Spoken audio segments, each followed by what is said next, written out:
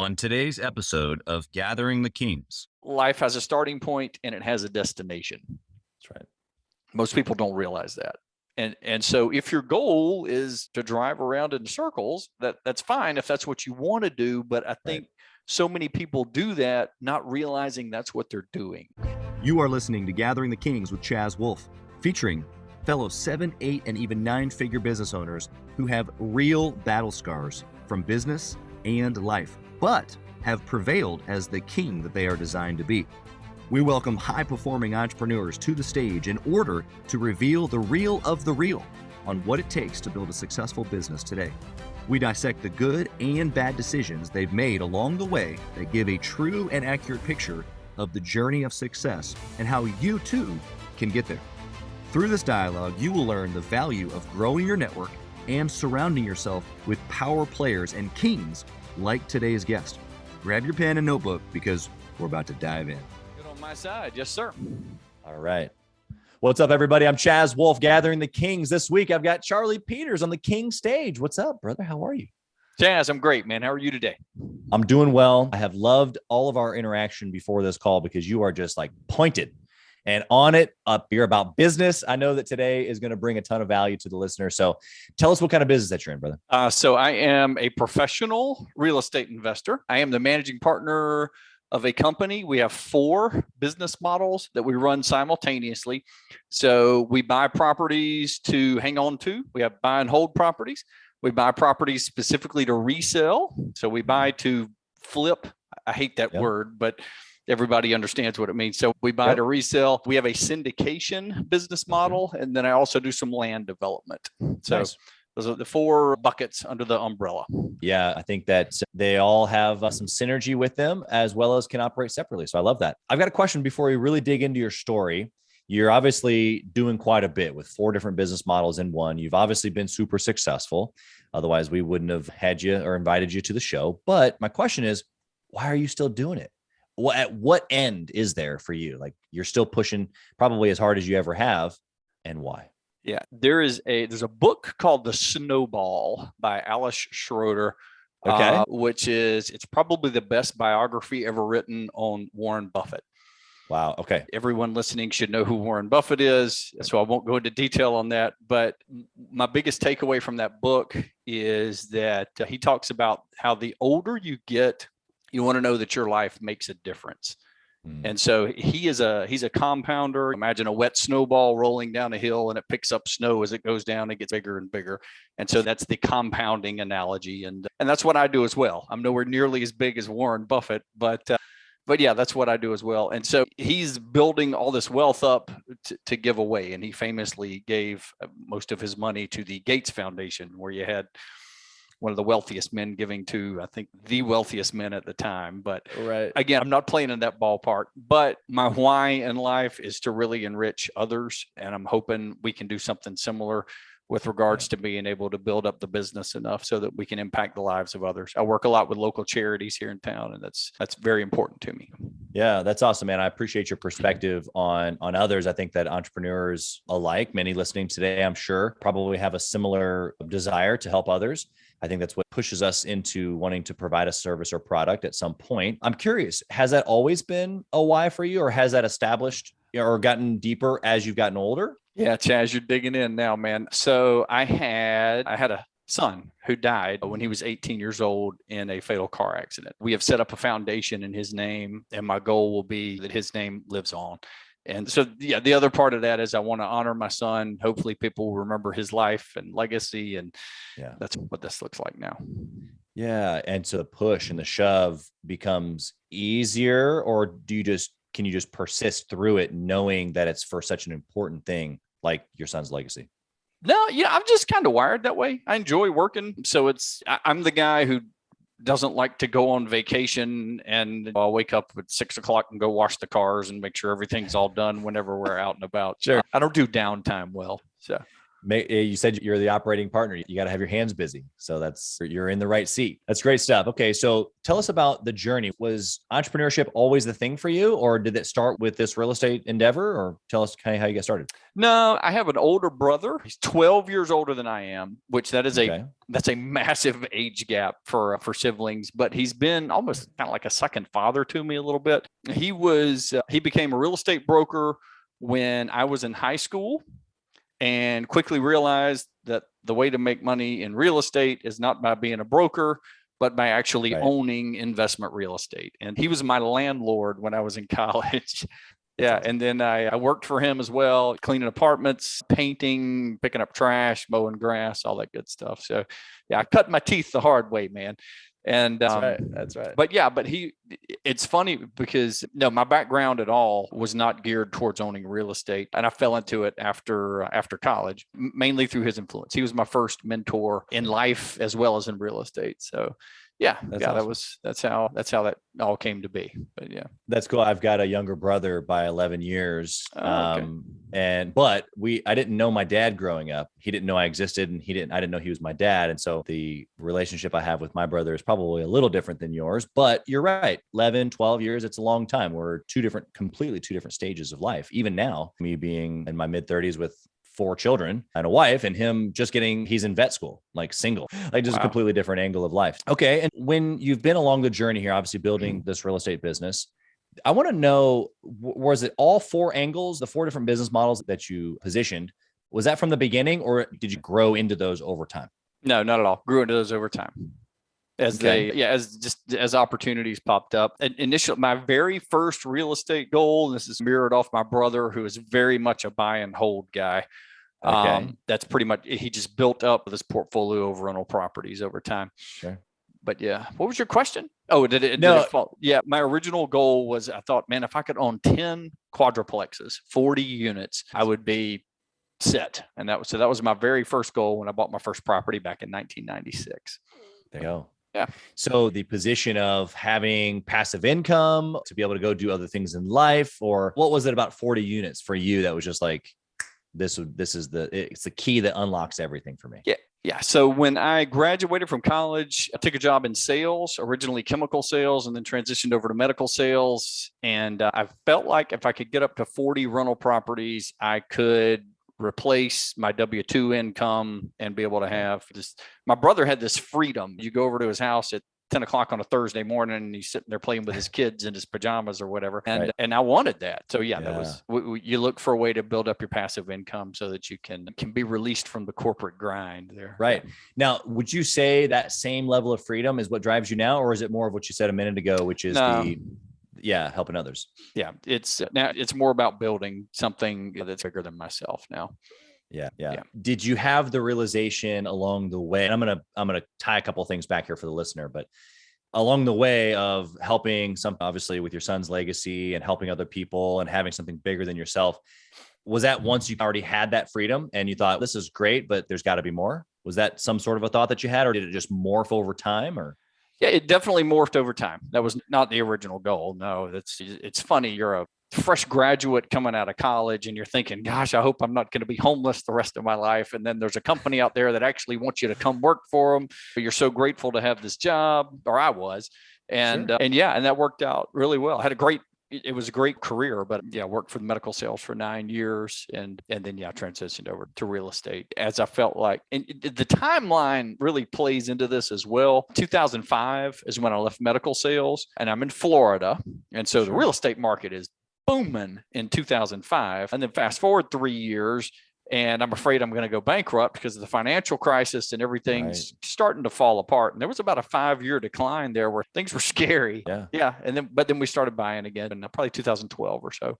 Got it. And so I'm curious to know, through that, you just gave us such a nice setup there for good and bad decisions, but somewhere in there, tell me a good decision that you or inside the business between the partners you guys made that sets you up to be able to still be operating today, maybe through the storm, if you will. What was a good decision? I had this one deal in 2009, which it popped up. It was 12 quadruplexes here in Tallahassee, popped up for sale. And it was one of those things where they used a commercial broker And he based the value off the cap rate and not the breakup value. But these quadruplexes were on 12 separately deeded parcels. Oh, wow. And yeah, it was one of those things. I can't remember the exact numbers, but we paid, it was about $235,000 per quadruplex that was worth probably $365 or so. If the previous owner just would have gone to a residential broker and said, what is one quadruplex worth? He would have gotten a very different answer than how they'd valued it. But it was an out of town sell, and rents were depressed. Property management wasn't all that great. It's all the stuff that people look for. Yeah. So I bought that.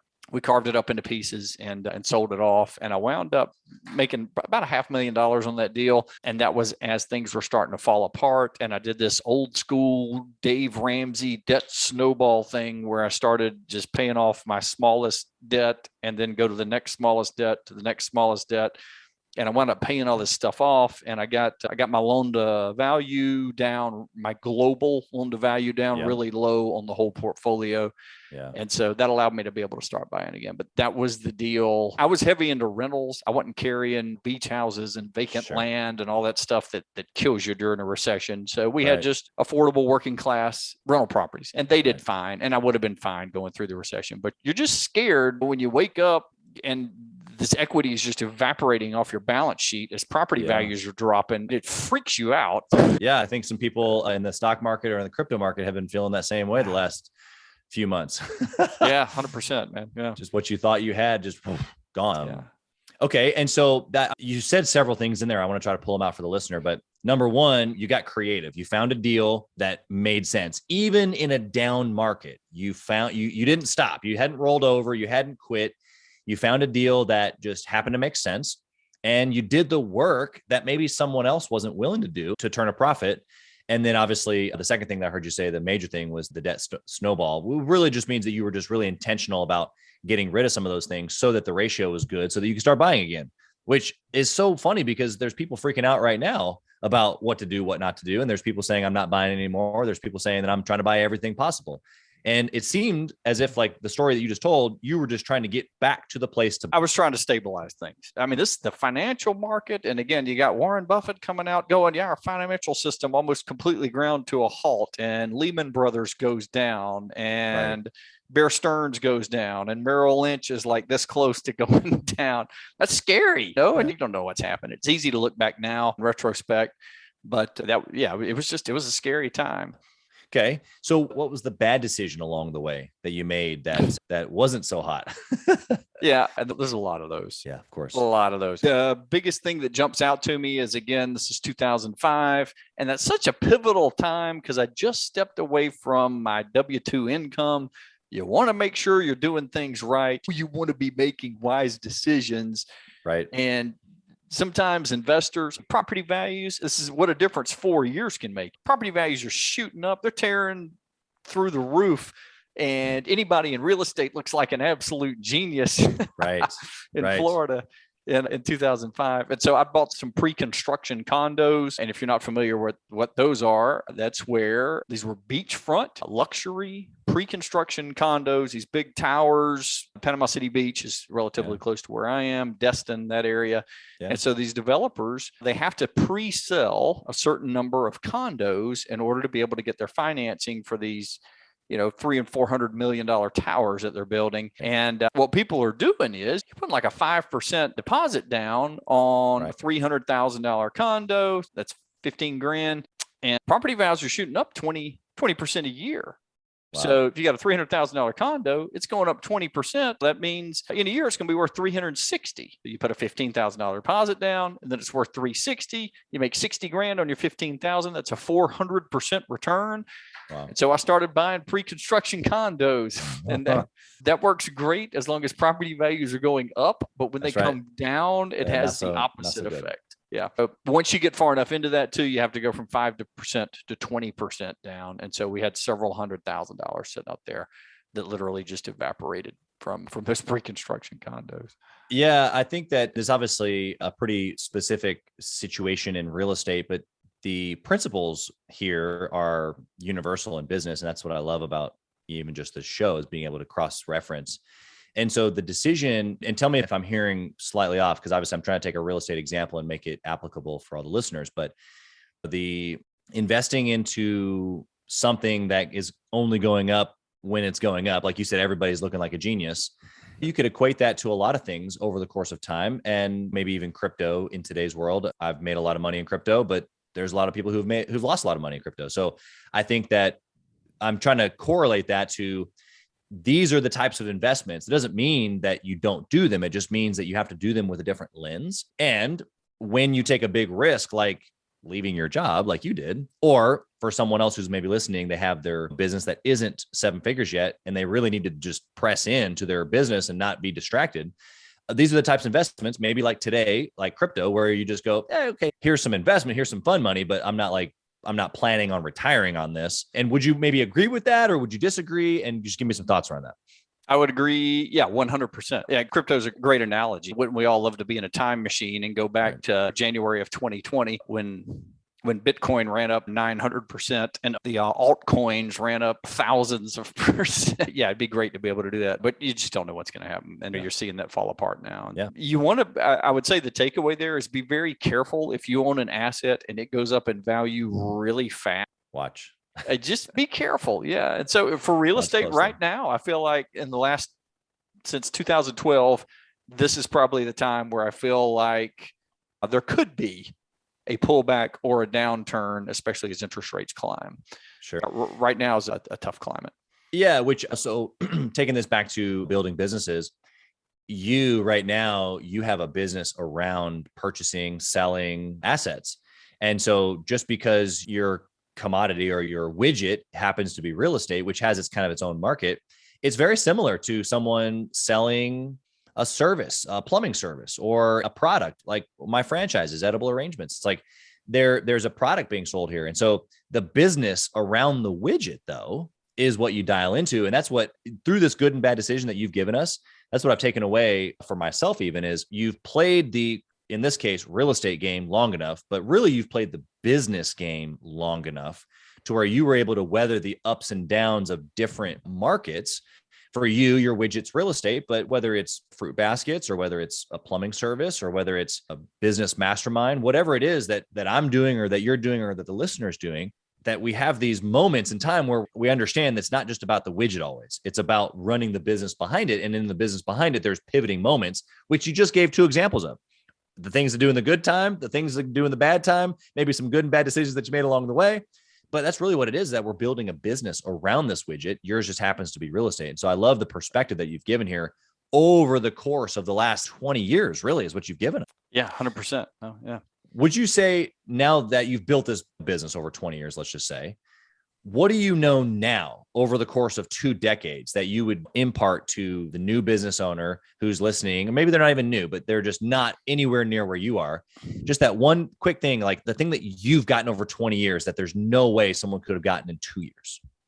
Yes. The biggest takeaway I could give with regards to that is I built things the wrong way in the early days. And that is I would save up a down payment, go buy something.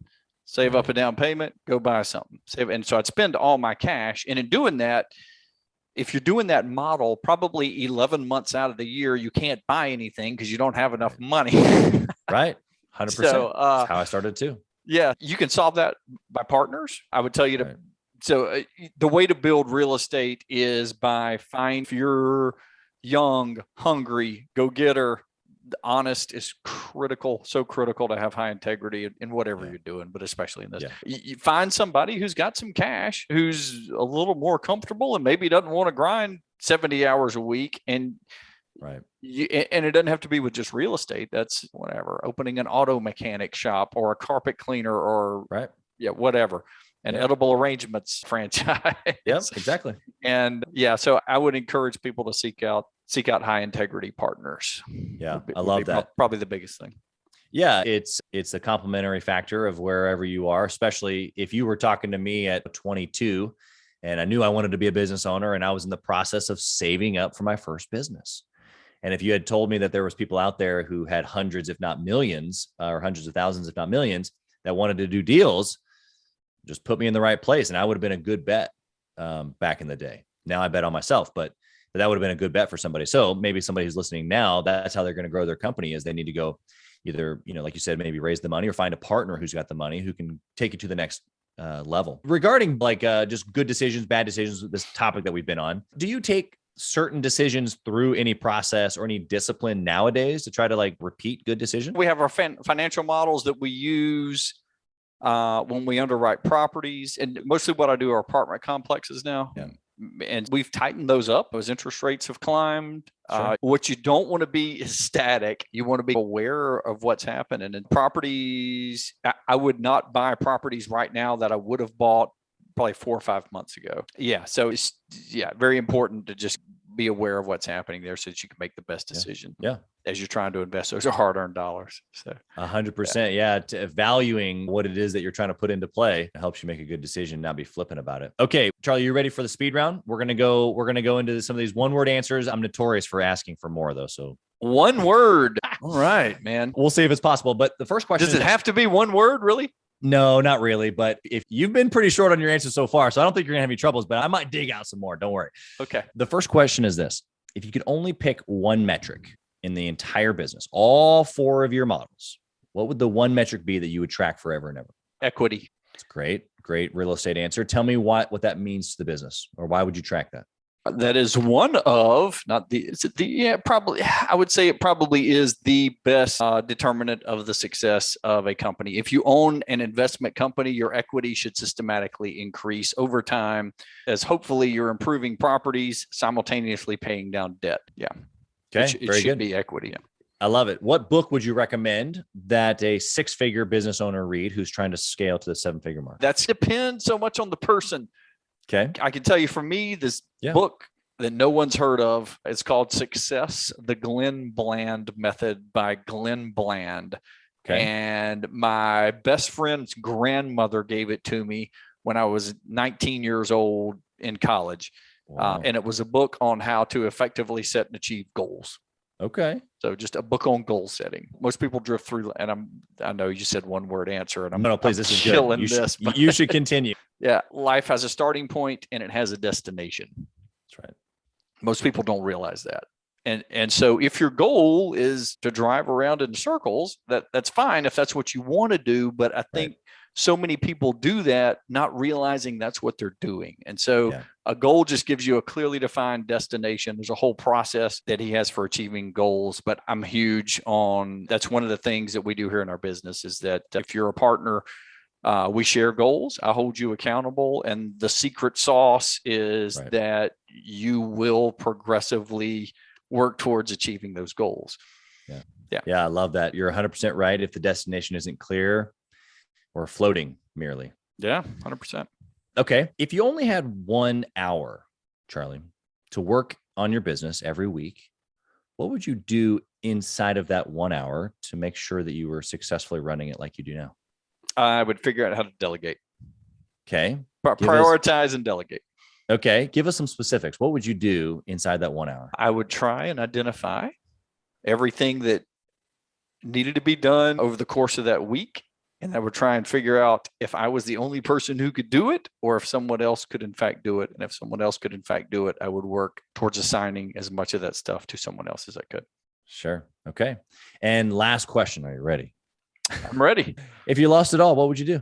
I would get up and go to work in the morning, which again, there's just that's how I'm wired. You want to make sure I would go back to a W-2 job because I want to make sure my family's taken care of and the people are eating and the electric bill gets paid. And then I would take as much of my income as I could and work that towards creating passive income. And most importantly, as I would try and find someone that I would want to be and figure out how to add value to that person. There you go. Yep.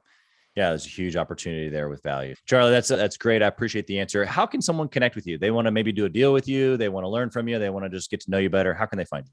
Our website is alliancecapitalpartners.net. If you Google Alliance Capital Partners on Facebook, you'll find me in there as well. So yeah, just look for this beautiful face and that's it. That's awesome. That's awesome. Charlie, we appreciate your time. You've been super valuable. Thank you for giving us multiple decades of history, experience, value, and wisdom, man. We really appreciate it. We wish you nothing but success. Chaz, thank you, man. This was fun. I enjoyed it. Yeah, buddy. Thank you for listening to Gathering the Kings today. I hope that you were able to pull out a few nuggets to go apply into your business right away. More importantly, though, I hope that you're realizing that it takes more to be successful than just being by yourself, doing it all on your own, carrying the weight all by yourself. What I have realized, not only in my own journey from multiple businesses and multiple different industries, and now interviewing literally over 200 or 300 other very successful 7, 8, and 9-figure business owners, is that it's tough to do it alone. And so Gathering the Kings literally exists to bring together successful entrepreneurs. In fact, we are putting together 1,000 kings, specifically who are grateful but not done. We're intentionally assembling kings who fight tooth and nail for their business, family, and communities. And here's what we believe, that in the pursuit of excellence in those areas, that it ignites within us the responsibility to govern power and forge a lasting legacy. So if that relates and resonates with you, and you know that you need people around you, sharp, qualified, other very successful business owners, I want you to go to gatheringthekings.com. I want you to take a look at what we're doing and see if it makes sense for you to be part of our pursuit to 1,000 kings. Talk soon.